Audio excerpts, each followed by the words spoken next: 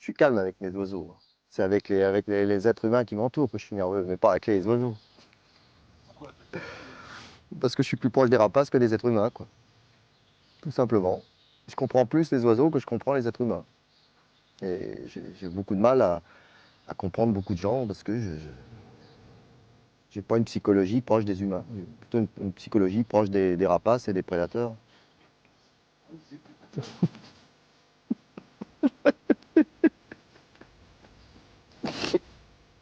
Et c'est vrai ça, hein.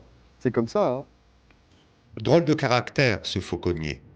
À croire que le dressage des rapaces demande tant de concentration et de calme qu'il se libère dès qu'il rencontre un être humain extérieur à son univers. Le fait de vivre au fond des bois n'arrange pas non plus les choses.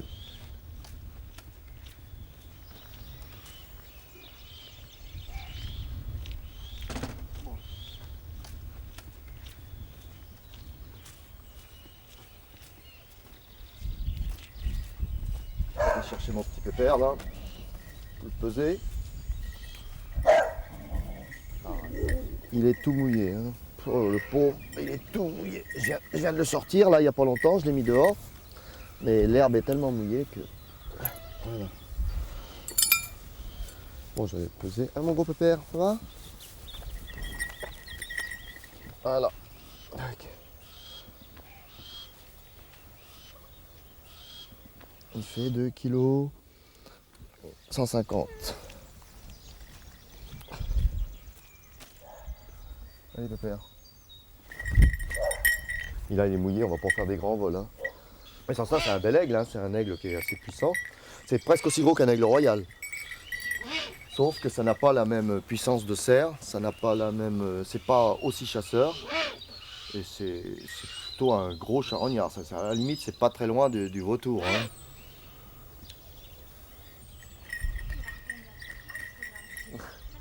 Ça fait quand même 4 ans que je l'ai, hein.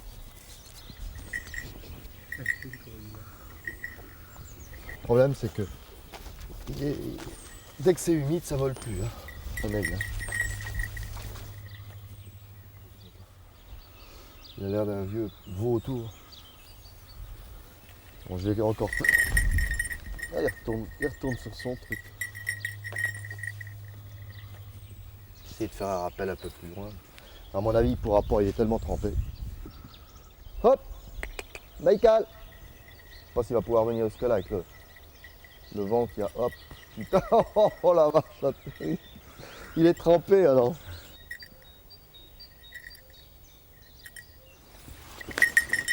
Heureusement, Francis le fauconnier ne vit pas seul. Il y a Brigitte. Lui, il vit oiseau, il pense oiseau. Il ne peut pas imaginer sa vie autrement. Il ne sait pas faire autre chose que s'occuper d'animaux. Depuis qu'il a quitté l'école à 16 ans, il n'a travaillé que dans les animaux. Il ne conçoit pas sa vie autrement qu'avec des animaux et de préférence des rapaces. Donc depuis maintenant 25 ans, il se consacre entièrement aux rapaces, leur reproduction, leur étude, leur chasse, etc., leur sauvegarde quand l'occasion lui en est fournie. Ça, c'est quelqu'un qui ne peut pas imaginer, si on lui enlevait la fauconnerie, c'est comme si on enlève la pile, hein, il n'y a plus rien. Arrête. Lâche. Quand on aura fini, hein, tu t'arrêteras, faire le con. Il n'y a plus rien. Tu veux bien, il n'y a plus rien. Le matin, c'est mon boulot, c'est mon boulot d'entraînement tous les matins, hein. Tous les jours, je fais voler quasiment tous les oiseaux qui sont en point de vol, quoi. Je veux dire, ceux qui sont en mur restent dans leur volière, et tous ceux qui sont en entraînement ou en condition, bah, je les fais voler tous les jours, si le temps le permet, quoi. Quand on est comme dans notre cas fauconnier professionnel, il y a un certain nombre d'arrangements dans la vie quotidienne à faire. Il y a des mots qui sortent de notre vocabulaire quasiment définitivement, comme le mot vacances. Comment ça s'écrit déjà? Et tout est axé autour des oiseaux, même la vie familiale en subit parfois les conséquences. Ils sont prioritaires surtout, ça c'est clair. Même un fauconnier qui n'a qu'un seul oiseau, il fera certaines concessions par rapport à sa vie pour le bien-être de l'oiseau. On ne peut pas concevoir de s'occuper de rapaces autrement. C'est un tel don de la part des oiseaux d'accepter de vivre avec nous, ce qui est quand même pas tout à fait naturel, qu'on ne peut pas faire autrement que de leur rendre la politesse en leur accordant énormément de notre temps et de notre dévotion.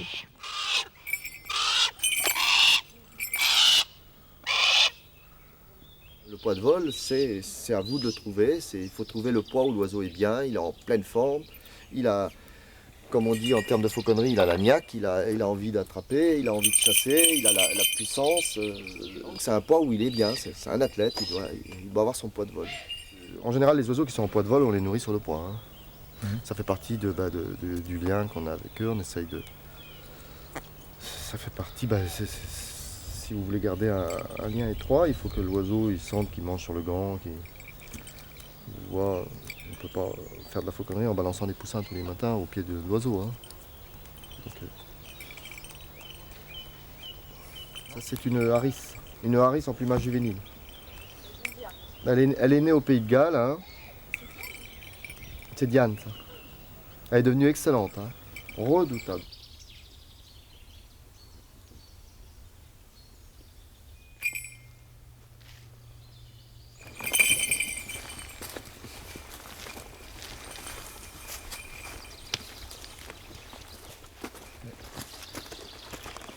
Là, je fais une balade suitée. Là, c'est une méthode à moi pour entraîner mes oiseaux. Je me balade en forêt pendant 1 heure tous les jours avec chacun de mes oiseaux. Et ça les décontracte et en plus ça leur donne du souffle et ils sont contents.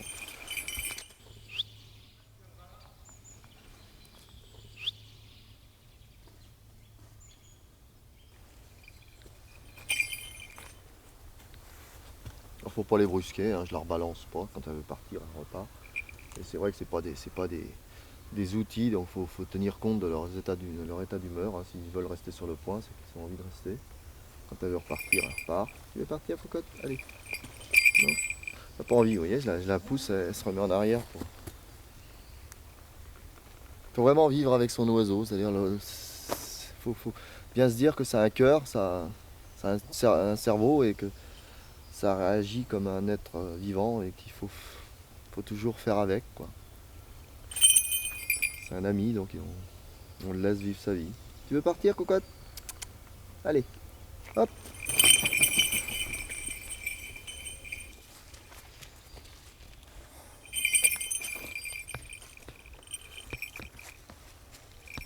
J'ai eu beaucoup de mal au départ. Hein. Elle m'attaquait les mains, elle m'a chardé de partout. Hein.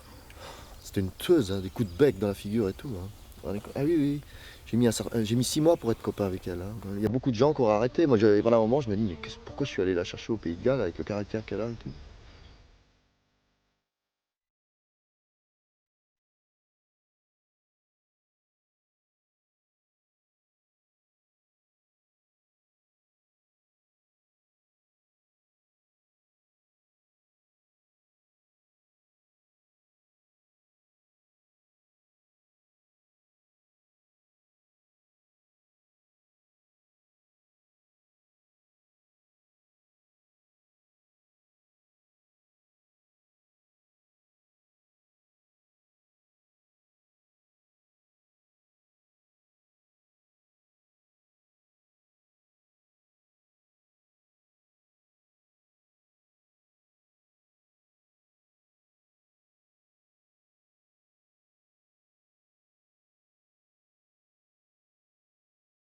On n'est pas obligé d'habiter comme nous au fin fond de nulle part pour être fauconnier. Nous, on a choisi effectivement parce que notre activité impose qu'on a quand même une trentaine d'oiseaux, qu'on a de l'entraînement à faire tous les jours avec beaucoup d'oiseaux et qu'on ne peut pas se permettre de faire 25 allers-retours pour la plus proche forêt domaniale. Donc, c'est un choix de vie.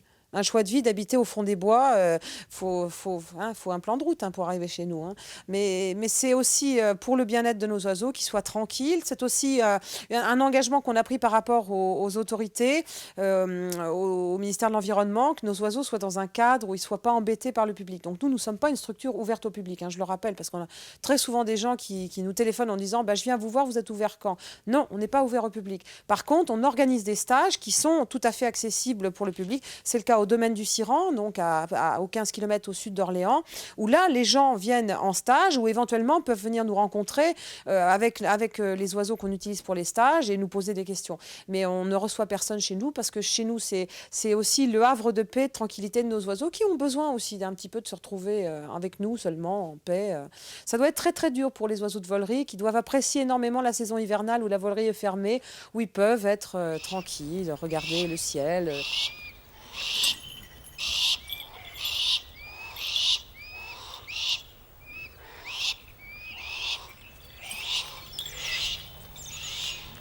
c'est un super oiseau. C'est un hybride entre deux espèces complètement différentes qui sont le pèlerin et une autre espèce, le lanier. Elle est rentrée dans sa 21e année. Elle est née en 81. Donc elle vient de rentrer dans sa 21e année. Incroyable, hein?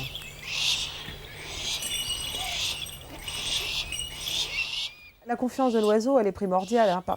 Et surtout ceux de Francis. Francis arrive à les dresser d'une telle manière à la confiance qu'ils ont confiance partout. À partir du moment où Francis est là, c'est qu'ils sont à la maison. On les a rendus comme ça. La plupart des oiseaux, ils sont inféodés à un territoire. C'est le cas, par exemple, des oiseaux qui volent en volerie. Ils sont très bien fixés sur le site. Ils ont un fauconnier, en général en titre ou deux, qu'ils connaissent bien. Mais tous les ans, ce sont des fauconniers nouveaux qui viennent pour la saison. Donc, ce n'est pas tellement sur les gens qui sont fixés, c'est sur le site. Dans notre cas, étant donné qu'on est itinérant, en prestation itinérante, eh bien, ils se sont fixés sur nous, sur un ensemble de matériel qu'on met à leur disposition. C'est leur perchoir. C'est un peu le nana. Hein. Le perchoir, le gant, ceci, cela. C'est nous. On s'arrange pour les disposer pratiquement toujours de façon identique dans les stands. Ça a l'air de rien, mais c'est pas le fruit du hasard. C'est pour permettre à l'oiseau de se sentir dans un milieu familier.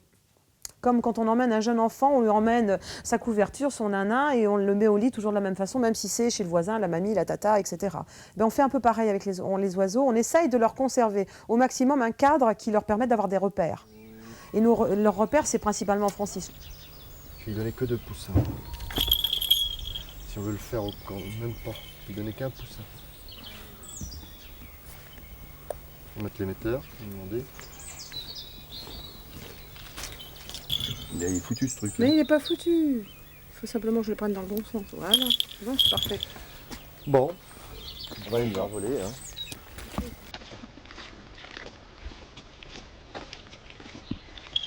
Arrête. Je ne sais pas encore. Un peu bien.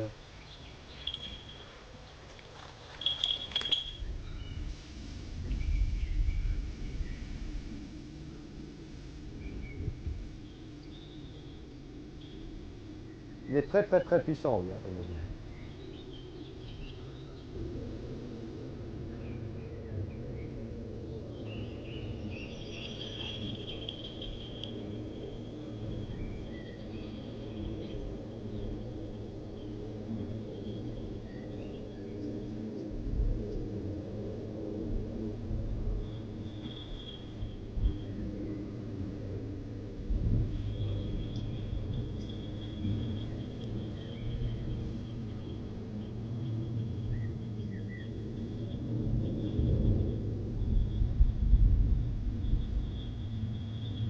Il essaye de prendre le vent là.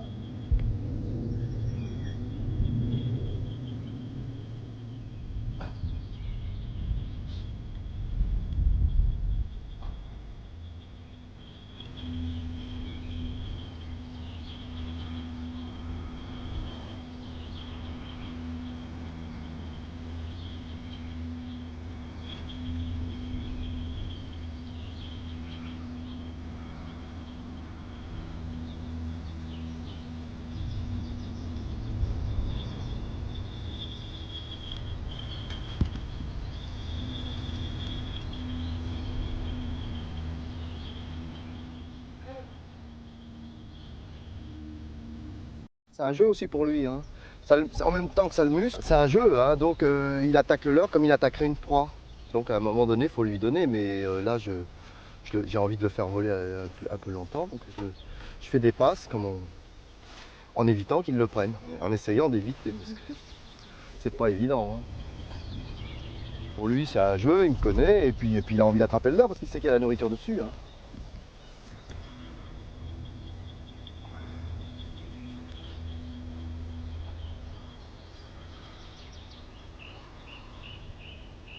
La fauconnerie, c'est quand même aussi une histoire d'amour. Je veux dire, le lien qui vous lie à l'oiseau.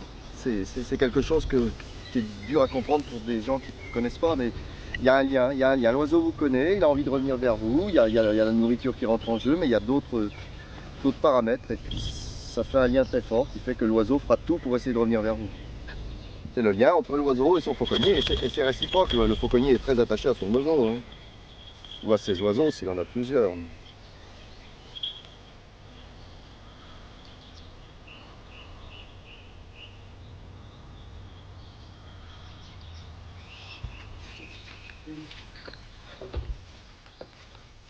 Bon, c'est bon, c'est prêt. Il y a quelques... On va la laisser quelques temps. On va laisser quelques temps dedans. Bon, bah je vais la prendre. Ça, bon. Le problème, c'est qu'il a fait hyper humide. Et à mon avis, ça On a vient. beau graisser les jets sont imbibés de flotte et durcissent comme tous les cuirs. Hein. Donc on a des problèmes de jet. En plus, elle est mauvaise, hein, je dois vous dire. Oh, c'est une mégère. Hein. Ah, là. Sa volière est prête, Aélie? Oui, oui. Devant la volière, si tu veux, mais. Ouais, on va se mettre devant la volière, comme ça, c'est ça. J'en ai eu des coups de serre par elle. Hein. Je peux vous dire que. Elle, c'est une peau de vache. Et c'est notre le premier né de notre. Et vous voyez, l'hérédité chez les oiseaux, ça marche. Sa mère, c'était une peau de vache aussi, vous voyez. Le père Il n'y a pas que chez les humains. Et la mère est une peau de vache. Parce que c'est vraiment une. La mère, c'est vraiment une. Elle est en reproduction là, mais c'est une peau de vache. Elle a toujours essayé de me foutre des coups de patte toute sa vie. Elle est avec un mâle hyper gentil, donc c'est une chance sur deux qui tiennent du père. En plus, mauvaise à la chasse, sa mère. Oh, Tout pour plaire. tout pour plaire. Quoi. Je vais te mettre ça. Je vais mettre ma veste. Non, mais je vais la mettre comme ça. Il te prie qu'elle ne bouffe pas les machins. Toi, tu chanteras, on saura où t'en es. Regarde, c'est bobo. Tu vas pouvoir ouvrir Faut et pas percer, ouvrir, non? faut pas ouvrir. Faut pas ouvrir. Faut pas ouvrir, ça va se percer tout seul. Ah, Plutôt y dégager son truc. Ça fait un, Tu vas y enlever tout. ça fait un pot Tu d'agre. peux Hein. y mettre un peu. Non, c'est pas un pot d'agre. Oui, ça. C'est un pot d'agre. C'est bizarre, c'est sec. Alors un pot d'agre. Ah, c'est pour vous. Hein. Il faudrait ouvrir pour que ça. On dirait qu'elle a eu reçu un coup pointu dessus. Oh, bah, elle s'est peut-être blessée, tu sais. Une infection. Ouais, ça va s'en aller tout seul. Ça, c'est en train de se guérir déjà. On l'a même pas vu, tu vois. Ouais, je sais pas si on peut pas l'ouvrir. Ouais, moi, je l'enlèverai la croûte. Voilà. Ouais. On enlève la croûte. Ça, il fait mal, mais. Tu dois y passer un truc de machin dedans. Déjà nettoyer un peu avec Et ça. enlever ses jets et tout.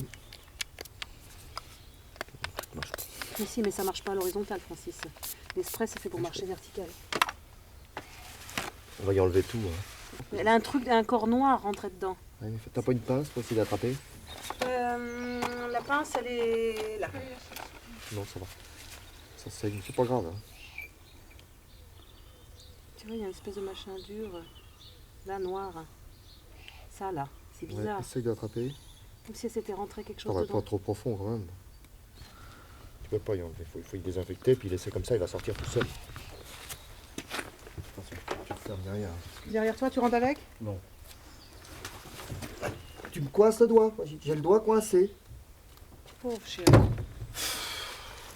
Voilà, donc elle va être en repos pendant le temps que ça guérisse. On va rien lui demander de travailler, vacances, arrêt de maladie, sécurité sociale et tout le Saint-Presquin. On a quelques vétérinaires compétents en France quand même, mais en matière de rapaces, c'est vrai qu'il faut les trouver. Mais le problème, quand on a un soin urgent à faire, on ne peut pas se permettre de traverser la France pour aller. Donc il faut savoir faire un minimum de soins de première urgence. Et on a la chance d'avoir quand même 3-4 vétos en France qui sont des amis, qui sont des fauconniers, donc qui ont à peaufiner un petit peu leur technique de soins. Tu l'emmènes où ça? Ça va manger, ça va dans la Je fauconnerie. nourrirai mes oiseaux que ce soir, j'ai pas le temps. Là.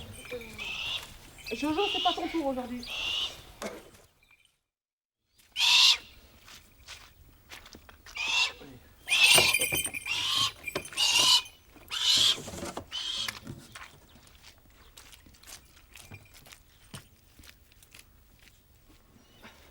Pour vivre de leur passion, de leur métier, Francis et Brigitte diversifient volontiers leurs prestations.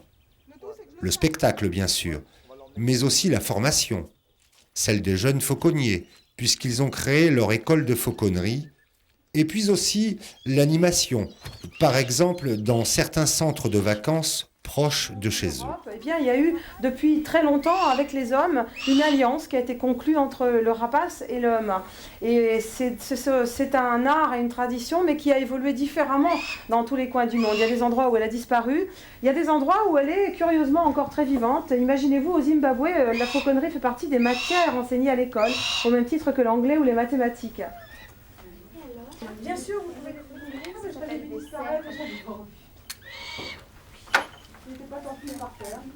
il faudra bien garder votre main dans ce sens-là. Je vais vous le dire de toute façon, hein, c'est pas une pelle à tarte, hein. C'est donc un gant. Ça doit représenter un perchoir pour l'oiseau.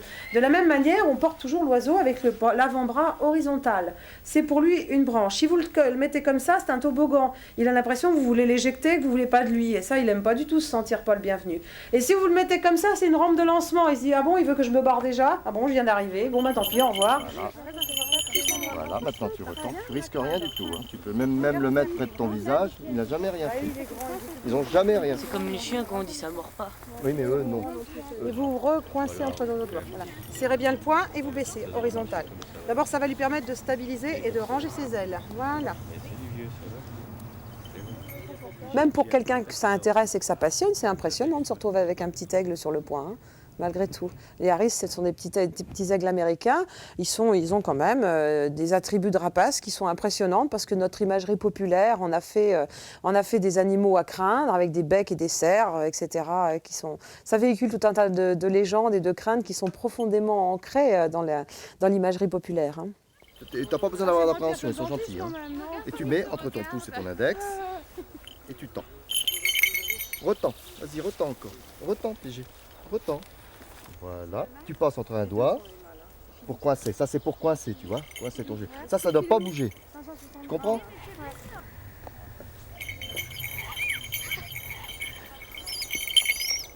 Tiens-lui les lanières comme Alors là, on attrape les lanières. Mais elle va même pas au bout du gant, elle. Hein, donc, c'est pas évident pour elle de le tenir. Parce que les doigts arrivent à peine à la première fois. Tu m'as dit de le tenir, hein, je le tiens. Plus près de C'est bon, t'es prêt? Allez, tu l'appelles toute seule. Hein. Fantomas! T'as vu, t'as vu. Voilà. C'est là. Fantomas! Attends, tiens-toi comme ça, voilà. Il est de bonne composition. Bon, c'est une pâte. En plus, comme il est gourmand, comme tous les animaux gourmands, c'est beaucoup plus facile à dresser. Quand il a assez mangé, il va plus... Ah bah il va être moins long, il va être moins prompt à revenir. Hein.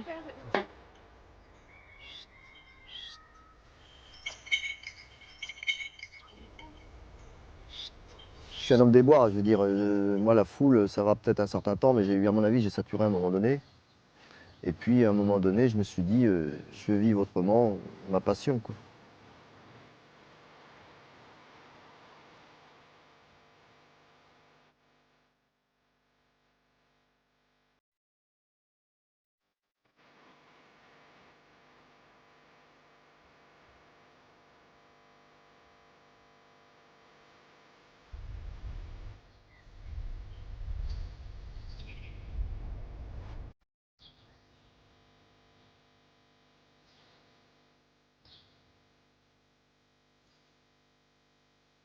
Ben, la passion de la fauconnerie, moi ça fait une bonne vingtaine d'années, 22 ans que je l'ai reçu par un grand fauconnier de l'Est de la France qui s'appelle Jacques Renaud, qui était un grand passionné, un très grand fauconnier. Et c'est lui qui m'a appris tous les rudiments de la fauconnerie. Un concours de circonstances, oui. Il cherchait d'abord quelqu'un pour monter un centre de reproduction pour les rapaces.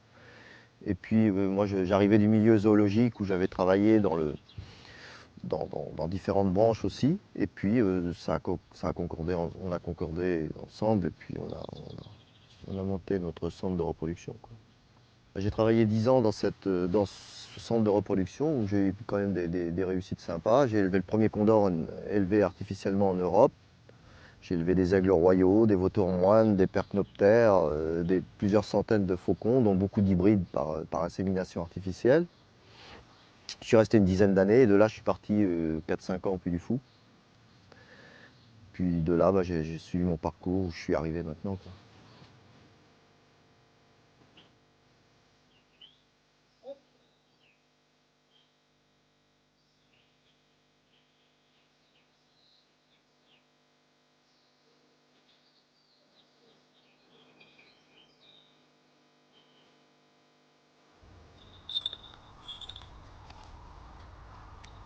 Il a pas mal volé.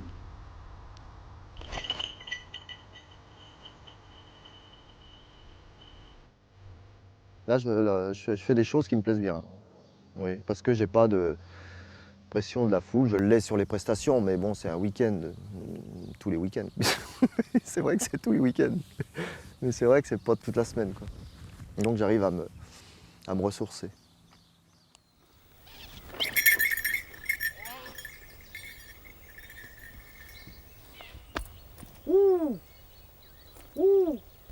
les stimuler, les nocturnes, il faut vraiment les stimuler. Là. Edwin. Parce qu'ils ont besoin de stimuli pour venir. Ils n'ont pas la même psychologie. Hein. Allez. Allez. Hop. Edwin. Tiens.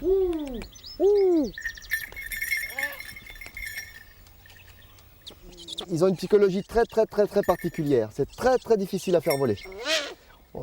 C'est dur à expliquer, mais ils sont complètement différents. Ils ne sont pas si mécanisés. Il faut plus les stimuler en faisant des bruits, des choses comme ça. Ils marchent plus au son, si vous voulez. Et puis, ils sont un petit peu déboussolés dans la journée comme ça. Mais non, ça vient. Mais la plupart des nocturnes, c'est comme ça. Hein. Hop. Allez.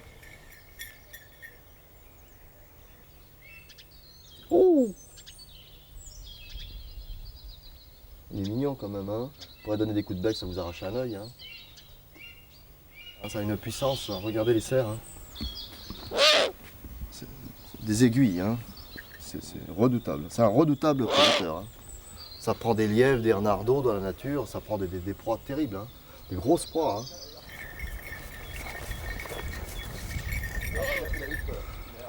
Enfin, j'aime bien les nocturnes, moi. Je sais que c'est beau. On arrive malheureusement souvent de beaucoup moins bons résultats qu'avec des diurnes. Hein. Mais moi, je les aime bien quand même parce que ce sont des oiseaux sympathiques. En général, ils sont assez beaux aussi. Ils sont magnifiques. Hein. Moi, je les aime bien. J'aime bien les grands-ducs. Je vais encore avoir un petit bébé grand-duc là bientôt. Là. Il est né là. Et il va être, c'est pareil, élevé par les hommes aussi. Pour qu'il soit volant comme ça, faut ramasser le bébé quand il a un jour en reproduction, bien sûr, puisqu'il reproduit en captivité, mais on ne le laisse pas élever par les parents, on le ramasse quand il a un jour et on l'élève à la main pour qu'il soit élevé au milieu des humains. On peut ne faire voler les nocturnes que par l'imprégnation. Il faut absolument que les oiseaux soient élevés à la main. Tous les nocturnes, ça, il n'y a pas de dérogation, il faut élever les nocturnes depuis les 2-3 premiers jours de leur vie, les mettre sous un chauffage et les élever à la maison au milieu des gens et des chiens. C'est la seule façon de pouvoir avoir un nocturne qui puisse voler librement et plus tard. Quoi. Alors que les diurnes, c'est le contraire. On les laisse en général élevés par leurs parents pour qu'ils soient moins imprégnés. Quoi. Oh, il y a du boulot avec lui. Hein.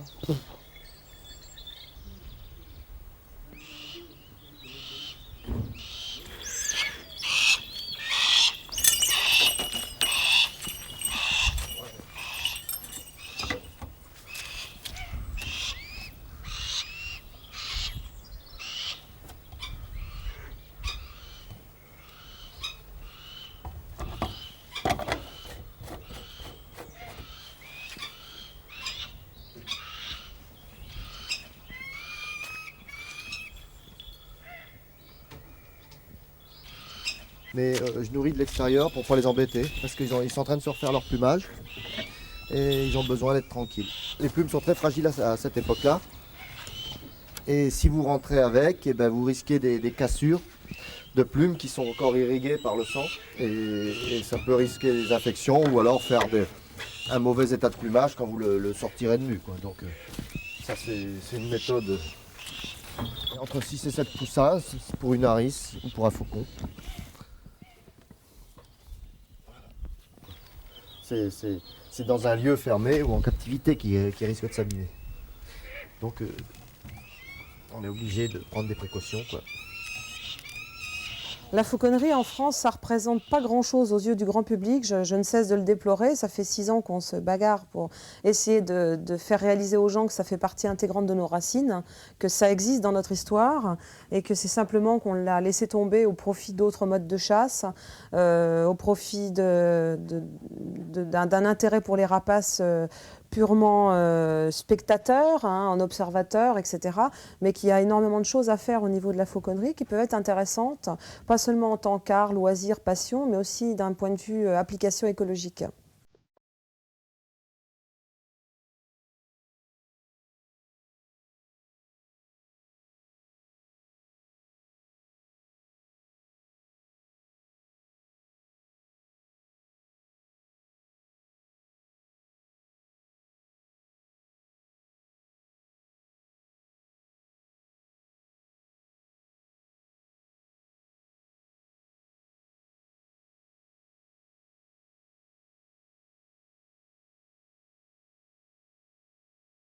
les dégâts occasionnés par plusieurs espèces d'oiseaux dans le milieu agricole sont pour certaines cultures très importants.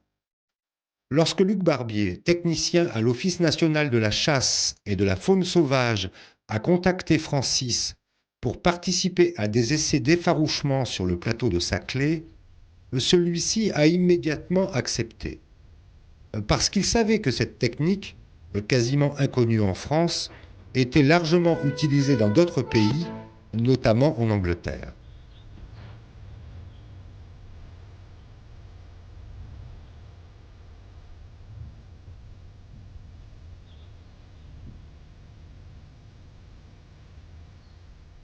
À l'heure actuelle, si vous voulez, on a des dégâts dans les cultures agricoles et l'agriculteur qui est un producteur ne le tolère pas, et ça je le comprends très bien.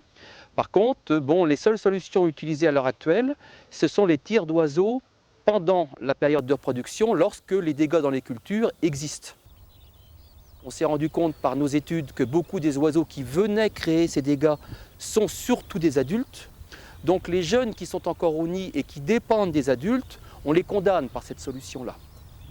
Nous, on a aidé en fait l'étude, je parle du monde de la chasse, l'Office national de la chasse, les fédérations départementales des chasseurs, le Conseil régional cynégétique d'Île-de-France ont participé financièrement à démontrer que la fauconnerie pouvait aider à mettre en place un effarouchement utile.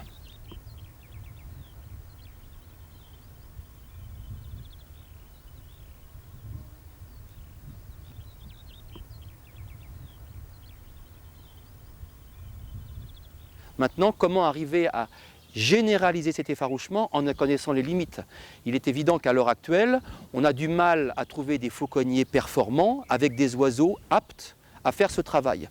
Un rapace de fauconnerie, vous n'allez pas l'utiliser comme ça du jour au lendemain à faire de l'effarouchement sur du pigeon ramier ou sur d'autres espèces. Il faut une période de dressage, d'adaptation pour que les oiseaux soient performants. Là, Francis est venu donc avec un oiseau de haut vol, avec un faucon, pour essayer de les effaroucher. Donc vous avez vu que l'oiseau a monté et passé au-dessus du vol de pigeon.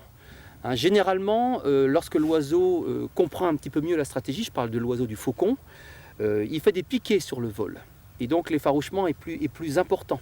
Donc il faut que l'oiseau se canalise bien en fait sur la mission qu'on lui demande pour arriver à bien effaroucher le vol. Lorsque les oiseaux auront l'habitude de revoir leurs prédateurs en fait venir souvent lorsqu'ils sont en gagnage, dès l'instant que le faucon apparaîtra, les oiseaux quitteront la parcelle. Il faut qu'il y ait des attaques. Voilà, il faut qu'il y ait des attaques Là, et des attaques très importantes dès le départ. Quand les oiseaux vont trouver les parcelles de culture dans lesquelles ils vont venir se nourrir, il faut que là le fauconnier soit avec ces oiseaux pour aussitôt, dès le départ, lancer ces oiseaux sur les vols. L'oiseau va apprendre un petit peu aussi à mieux se canaliser en fonction des vols de pigeons, mieux attaquer. Et au bout de quelques jours d'attaque, dès la présence du prédateur, les oiseaux quittent les parcelles. Ce principe de la peur du prédateur est à la base de la technique d'effarouchement par les rapaces. Et ce principe fonctionne pour les effarouchements en milieu agricole, mais aussi dans d'autres environnements beaucoup moins paisibles pour les rapaces et le fauconnier.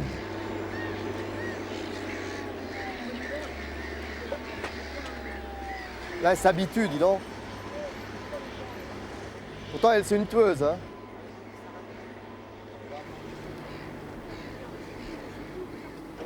Elle va y aller, là. Là, elle est prête. Hein. Le tracteur, il va la voir, non?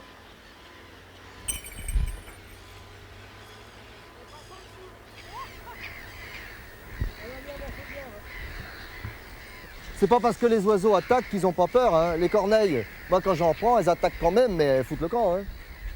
Elles attaquent parce qu'elles sont pas contentes.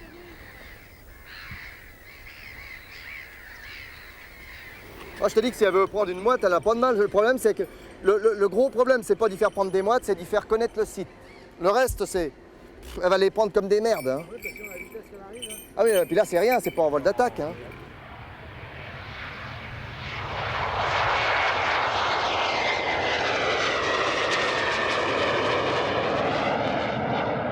La meilleure preuve que l'effarouchement par les rapaces donne d'excellents résultats, c'est que l'armée de l'air française possède ses propres équipes de fauconniers. Le responsable de l'équipe de Villacoublay est Jean-Luc Ruhlmann, un ami de Francis bien sûr.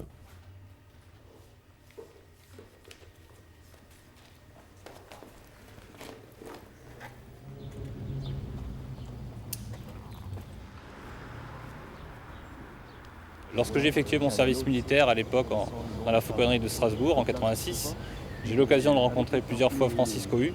Et par la suite même, on a travaillé ensemble puisqu'on travaillait tous les deux à la volerie des aigles à Kinsheim. La tour de Chouka? Maintenant, la finalité est tout autre puisqu'on utilise toujours des rapaces, mais des rapaces chasseurs comme les faucons pèlerins, le tour des palombes, etc. pour chasser les oiseaux sur les aéroports, en l'occurrence l'aéroport de Villacoublay qui est une base aérienne. Reçu, on remonte la piste. Il faut savoir que dans l'armée de l'air, il n'y a que 2 fauconneries qui existent actuellement, celle de Istres et celle de Villacoublay. Donc on intervient à peu près sur une quinzaine de bases aériennes de la moitié nord, en ce qui nous concerne. On va faire un essai, on va voir si déjà le faucon arrive à la localiser parce que c'est déjà loin.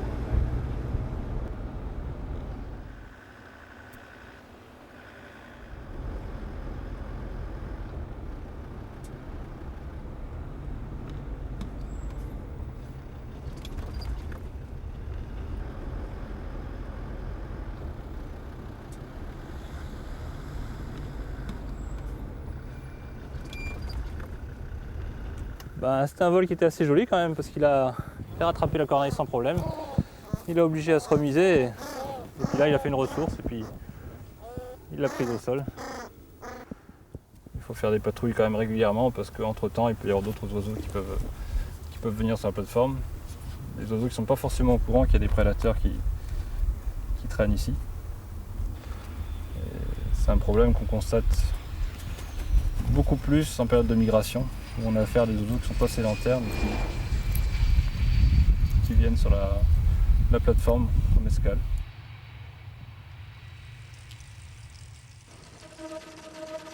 Francis et Brigitte espèrent beaucoup du développement de l'effarouchement par les rapaces. Dans le milieu agricole, la mise en œuvre de cette technique est pour l'instant directement liée au financement des prestations du fauconnier. En attendant, Francis, au quotidien, poursuit son travail de dressage. Parce que tout ce beau monde doit être au top lors de la saison d'été et des multiples prestations de spectacles qu'ils vont réaliser à travers la France.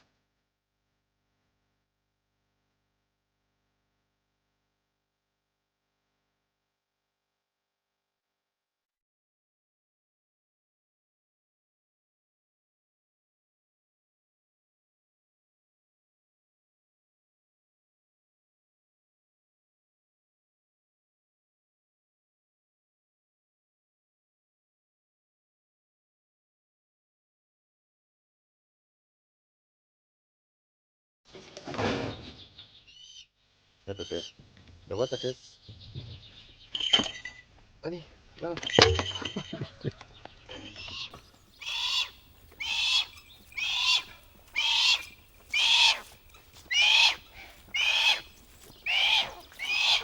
F60, il y a quelqu'un à peu près bien.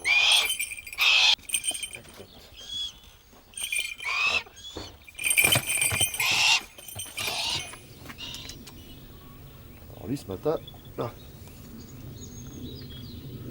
Le chaperon, là, c'est quoi? Ah, ça permet, c'est pour le transporter. Puis c'est un petit peu une tradition, mais c'est surtout pour le transporter, c'est-à-dire il est dans le noir, comme ça il bouge pas trop, quoi. Ça permet de le mettre dans une caisse tranquille. On le fait surtout pour les faucons, hein. Quelquefois pour les aigles. Aussi. Mais pas pour les harisses. Hein. Voilà.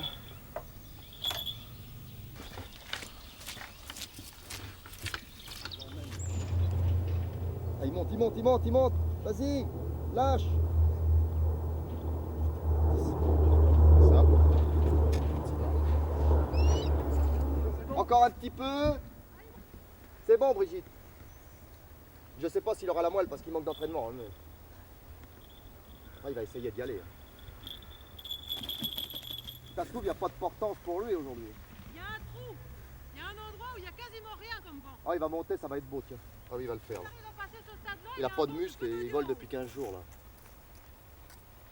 Faut qu'il trouve une pompe. Quoi. Vas-y, mon pépé. Ça fait un moment qu'il l'a repéré.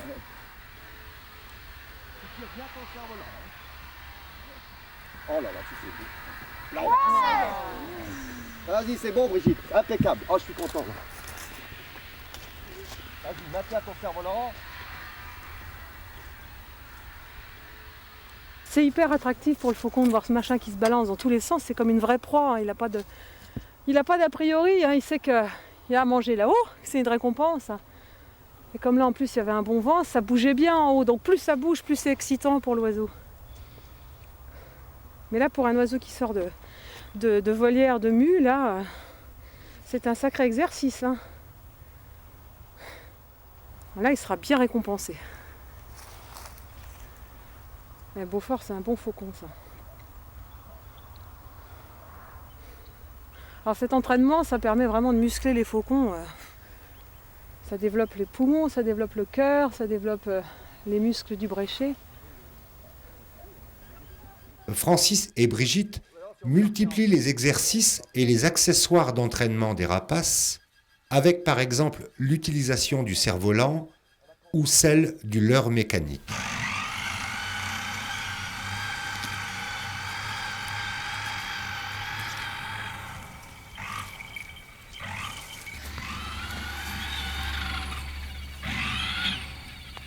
Donc ils savent très bien qu'il y a un morceau de viande dessus. Par contre, ils ne sont pas du tout idiots, ils savent très bien que c'est un jeu, que c'est pas du vrai, ça ne les empêchera pas d'aller sur un vrai lapin après.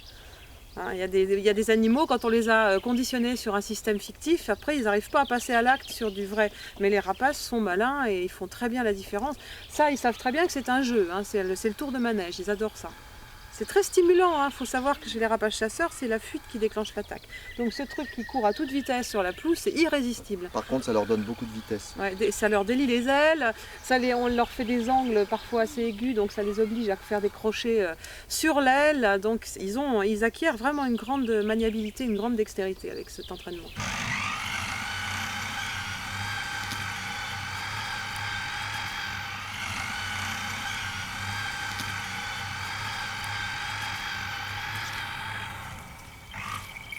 Ah, c'était spectaculaire.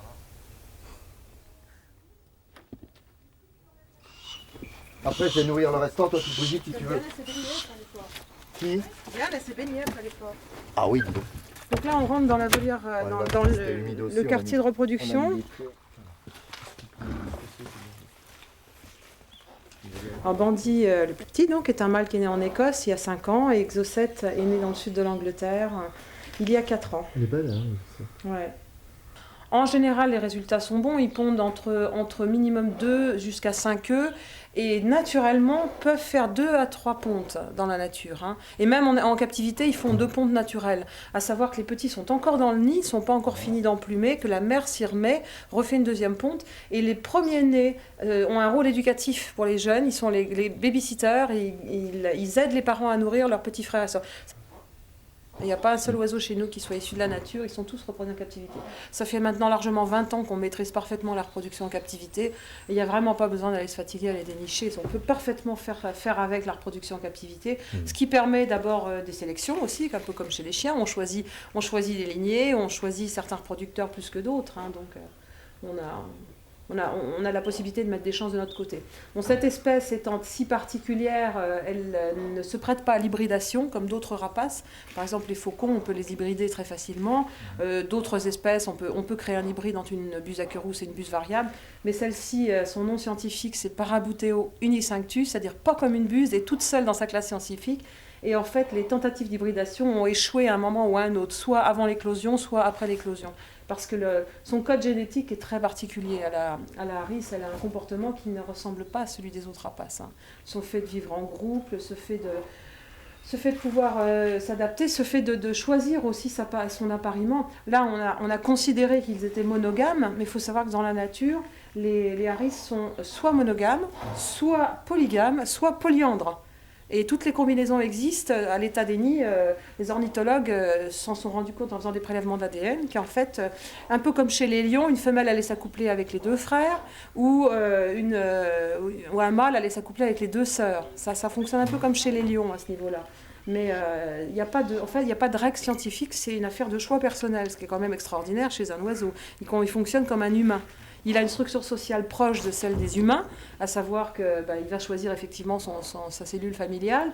Il va vivre en groupe, en famille. Les jeunes peuvent choisir de vivre avec leurs parents toute leur vie ou de quitter le nid pour créer leur propre famille. C'est un choix personnel, encore une fois. Heureusement, c'est pas pareil chez les humains. C'est unique, oui, c'est un petit peu pareil. Tu restes en rapport avec tes parents. Oui. Or, dans la nature, les animaux perdent la mémoire de ce qui étaient leurs parents. Sauf les harisses. Elles peuvent rester toute leur vie dans le même groupe familial si ce ne sont pas des dominants.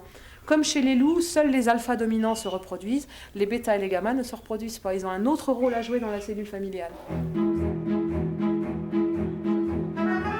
Si dans ce couple de fauconniers, Francis possède l'expérience, la compétence dans le dressage, l'entraînement et la reproduction des rapaces, Brigitte, elle, étonne par ses connaissances pratiques et scientifiques.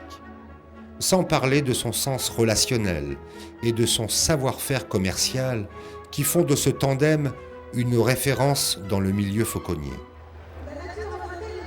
Le Game Fair est un rendez-vous important pour beaucoup de gens dans le monde de la chasse en règle générale. Pour nous, c'est important parce que les gens savent qu'on est du coin, donc ils savent qu'ils peuvent nous trouver là. Donc on a bien sûr, indépendamment de la visite des amis, on a la visite aussi d'organisateurs de manifestations, on a aussi des gens qui viennent pour se renseigner sur les stages de fauconnerie, on a aussi des gens qui nous posent des questions sur les farouchements. Donc c'est une opération de communication.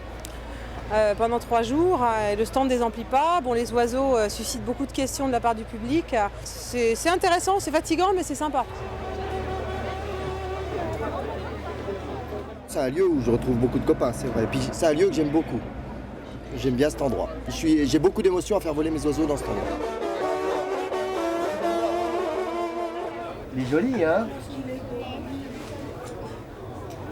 C'est un vrai? Non, il est empaillé. Non, c'est un vrai. En France, on est un pays oublié des dieux en fauconnerie, puisque notre fauconnerie a périclité après la Révolution, suite déjà à l'abolition des privilèges, c'était très mal vécu par les gens du peuple, ensuite à la généralisation des armes à feu, alors que l'Angleterre a réussi à conserver avec les armes à feu la dualité. C'est un pays de fauconnerie, il y a quelque chose comme 20 000 fauconniers. En France, on est en grand maximum 300, répartis entre les 2 principales associations, et le nombre grandissant de jeunes fauconniers qui se lancent sans faire partie d'une association parce que ça les gonfle, le milieu associatif. Ah, l'oiseau est magnifique. Ah, je suis incroyable. Je le ferai voler ce soir. Tu viendras dans le... Ouais, moi ça ne fait pas les grands vols avec.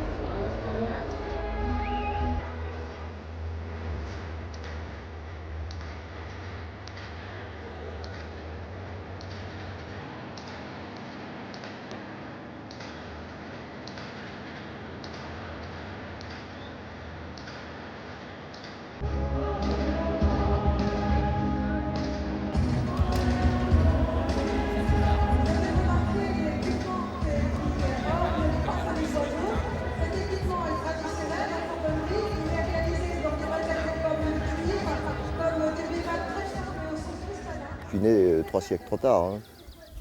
Donc oui, je ne suis pas adapté pour cette vie moderne, moi. Non. La fauconnerie, c'est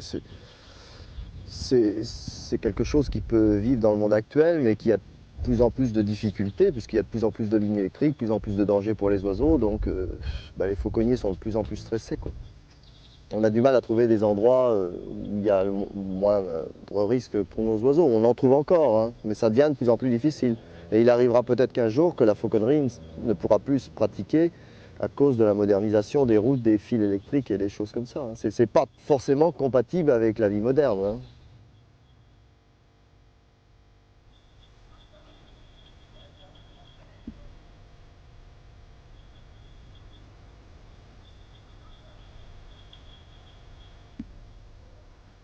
La philosophie de ma vie, ça serait une petite île de 100 hectares bourrée de lapins où je puisse chasser toute l'année, quoi. Ça me suffirait.